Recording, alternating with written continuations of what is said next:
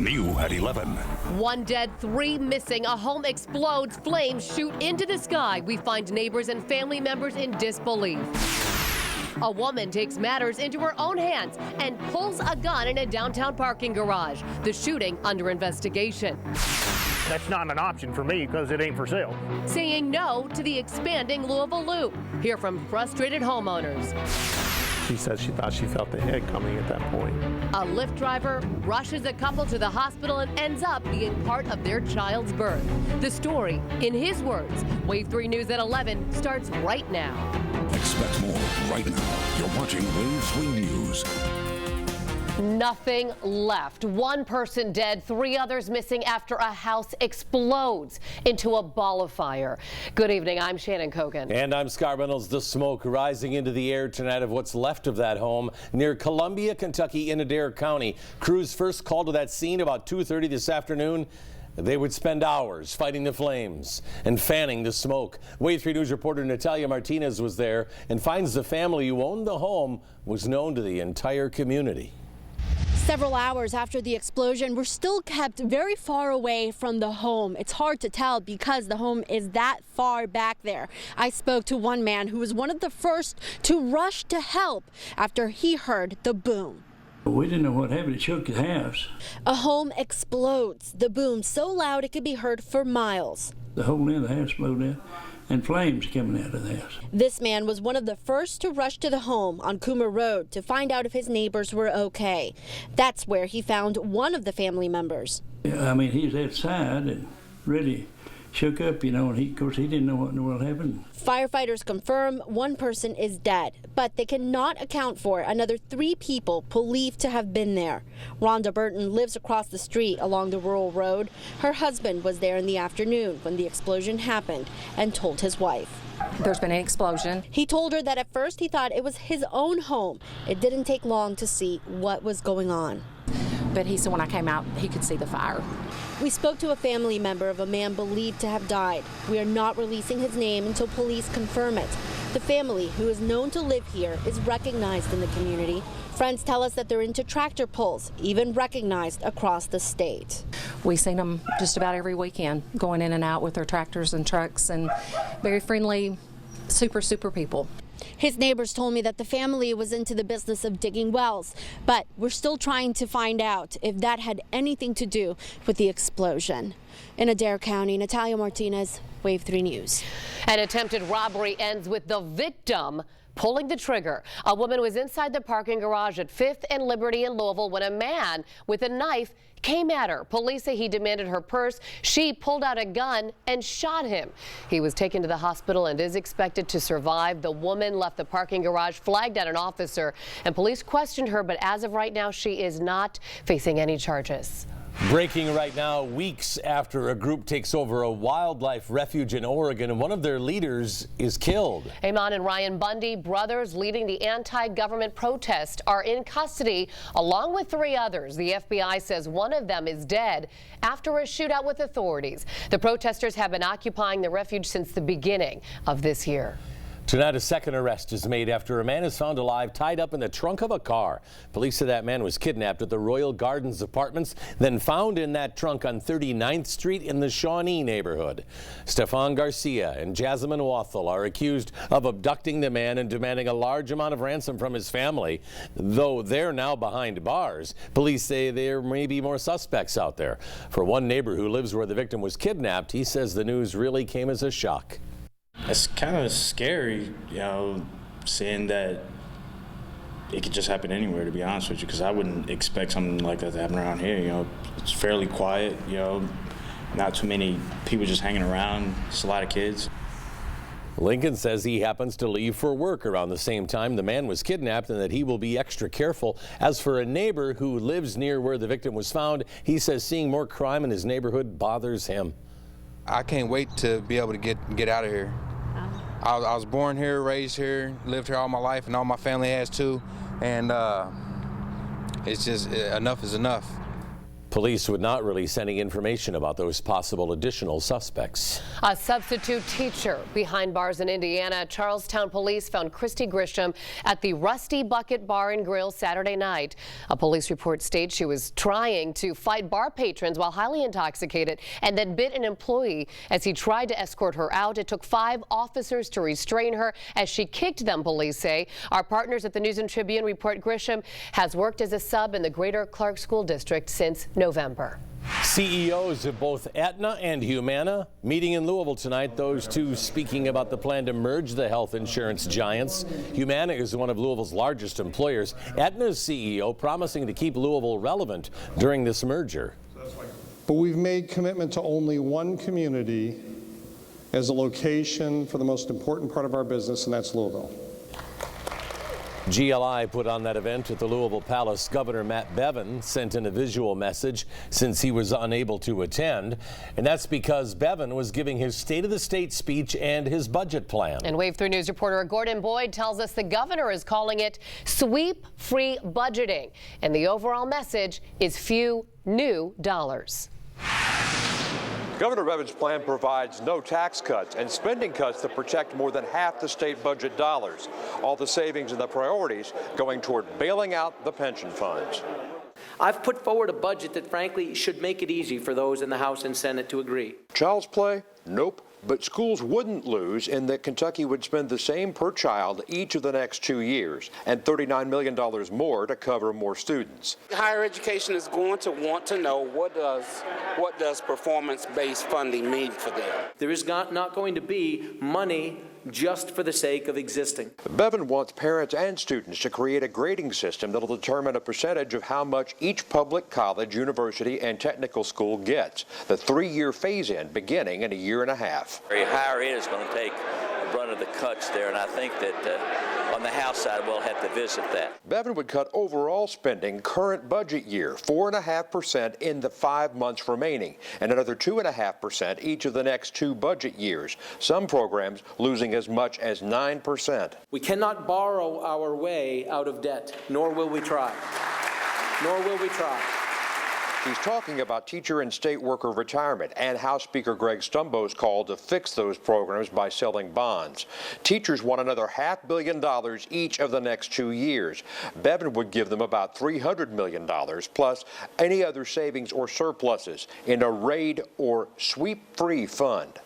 Finally, someone is saying we've got to get our financial house in order, but yet he's doing that in a way that takes care of our most vulnerable. Police and firefighters would get more for training, raises for state troopers, corrections officers, and social workers, more public defenders, $11 million more to fight heroin addiction. Expanded Medicaid does not pay for itself. It just doesn't. Let's dispel that myth right now. Bevin says he's budgeting for Medicaid not changing, but says that families should have to prove they need it and pay for part of it. All this with a head count in the House that likely will change before the end of the session, with special elections that could leave the House tied 50-all. In Frankfort, Gordon Boyd, Wave 3 News. The JCPS Board of Education today voting to approve a plan that would move money around in the district. The move reduces spending by $20 per pupil to $120 per fiscal year in all high school and middle schools that are not considered to be priority schools. Now, this is state-funded money. It goes towards operational expenses like instructional assistance or school supplies. The goal is to close the education gaps between schools. Some parents, though, say it is a budget cut, not a change. An elementary school principal killed trying to save students from a moving bus. An Indianapolis school bus jumping the curb, heading toward a crowd of people. The driver told police the bus accelerated, but she didn't know why. But she saw Principal Susan Jordan pushing students out of the way before Jordan was struck. Classes at the school have been canceled tomorrow in memory of the principal who served more than 20 years there. We lost a great educator today. We just ask that everyone in this community and beyond, please pray for our students and our great leader. 2 children were also injured. The last report we had earlier tonight was they were in serious condition in the hospital after that crash. A live look over Louisville tonight. It's a chillier one, but we've got a warm-up coming pretty soon, it sounds. But before that warm-up, maybe even a little freezing drizzle. Chief Meteorologist Kevin Harnett is joining us right now. How will this impact us in the morning, Kevin? Yeah, most places aren't even going to see it, so not a huge deal, but it could happen. And with that, even if it does, it's so minor that we don't expect any consequences out of it. Take a look at temperatures. We're close to the freezing mark in Louisville at 33. Everyone else that surrounds us just below it. Temperatures have been on the cool side all day long in the 30s, and you can see the cloudy skies that persist. Really none of that precip. It's so light that even what little bit is out there not showing up on the radar view. When you look at the bus stop forecast for our Wednesday, 27 degrees early in the morning. We'll climb it up to a high of about 40 as winds kick around from the southwest. We'll tack on about another 10 degrees for Thursday, and I'll let you know when the 60s arrive coming up in just a couple of minutes. All right, they're called Neighbors Against the Loop, and tonight they wanted everyone to know the Louisville Loop has no place near their homes. They're frustrated over a new section in southwestern Jefferson County along Medora Road. It is another link toward completion of that 100-mile trail encircling the city. Wave 3 News reporter Kayla Vanover joining us live tonight from downtown Louisville, where the Louisville Loop, Kayla, started more than 20 years ago. Yes, it all started right here on the Great Lawn. Now, neighbors say that they are concerned because eventually it could happen in their yard. You feel like you're being invaded if someone's coming in and telling you this is what we're going to do. Plans for the Jefferson Memorial Forest section of the Louisville Loop are currently designed to cut through the intersection of Pendleton Road and Medora Road before running eastward to Jefferson Memorial Forest property on Blevins Gap Road. Homeowner Daniel Hoover says no, not on his watch. They don't fly with us around here. It ain't going to happen. Hoover built his home on Medora Road in 2003. We bought private property to stay away from people, you know? I mean, that's the whole point. One plan shows the trail running down Medora Road from start to finish, at least 20 feet off of the existing pavement. The trail being here, you know, it's going to be 10 to 12 foot wide of the asphalt. Well, then it's not too much further, you know, from my front door. But these neighbors fear the trail becoming a popular spot for the wrong crowd, which invites more crime to a community that is already facing some of its worst days. Metro Parks spoke out about the Louisville Loop in a public forum Tuesday evening. We want to remind folks that this is just the start of this process. We're taking their feedback, and a lot of these determinations will be made on what we hear tonight. One by one, neighbors voiced concerns and were given the opportunity to speak with project leaders about their property specifically. The city says it will compensate homeowners if the final plans cut through their yards. Hoover says that isn't an option. Because it ain't for sale. Now, this section of the Louisville Loop goes beyond Blevins Gap Road, about 6.5 miles in total. For more information about the routes and how you can voice an opinion, just visit wave3.com. Construction is scheduled to begin in 2018. Live at the Louisville Loop, Kayla Vanover, Wave 3 News. She is one of Broadway's brightest new stars, and she's from Louisville. But what makes this actress even more impressive is she can't hear the performance. And it's a ride no Lyft driver ever expects. This Louisville man's reaction when a passenger starts giving birth right inside his car. Unbelievable. You're watching Wave 3 News at 11. On our free app right now, you can see a picture of this year's Kentucky Derby Festival Pegasus pin. How to do it was to stay calm in that situation. Thank goodness he did. A Louisville Lyft driver on his 1-year anniversary, too, gets the ride of his life. Yeah, a woman has her baby in his SUV right outside the hospital. Not the anniversary gift he was looking for. Jilson Daniels was called to the Crescent Hill neighborhood Friday night. Before he could even arrive, the man who requested the ride called Daniels and said his wife was pregnant and they needed to get to the ER quickly. Once we got there, things started to get a little more intense in that I think she was starting to experience a lot more pain. Well, when the medical team got to the car, the woman was delivering the child. The doctors decided to have the delivery right there at the ER entrance. The couple had a baby girl, and Daniel says it's a night he will never forget. And now he's in all their pictures, too. That's Yeah. so sweet. A free training in Louisville tonight that could help save a life. This training teaches people how to spot a heroin overdose and what to do when they see one, including a tutorial on the heroin overdose antidote Narcan. Those who went could also sign up to get a kit with it. A big twist in this week's Republican presidential debate. Frontrunner Donald Trump says he will not participate. The Fox News Google debate is in Des Moines on Thursday night. Trump's campaign manager confirming he will not be there, in part because Megyn Kelly is a moderator, and in part because of a press release that mocked Trump.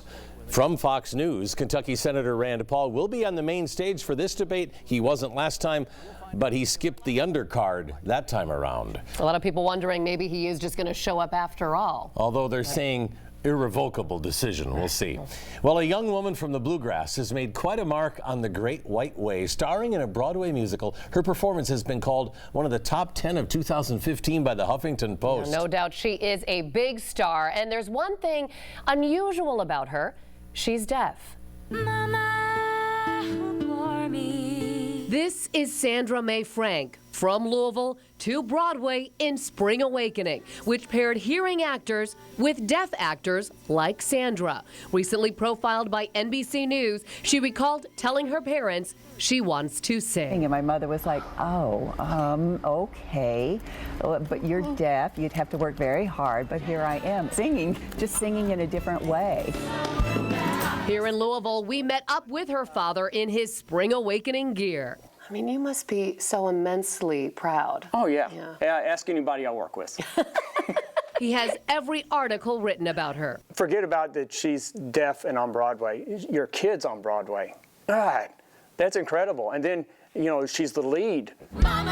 The show has gotten rave reviews, especially his daughter's performance. It's just crazy to see all these people that are complete strangers just go crazy over her. Sandra was born 3 months premature, and by the age of 1.5, her parents learned she was deaf. She attended the Louisville Deaf Oral School as a child, and later Manual High School before transferring to the Kentucky School for the Deaf and Boyle County High School. She was on the cheerleading team. If you told her she couldn't do it because she was deaf, then she was going to be better than anybody else, despite the fact that she was deaf. She never let it be an obstacle. Sandra graduated from Gallaudet University in Washington, D.C., the premier school for the deaf and hard of hearing, and majored in theater. Her parents weren't prepared for her quick rise to stardom. It started with an online call for an audition for Deaf West Theater's Spring Awakening in Los Angeles. The reaction was so positive,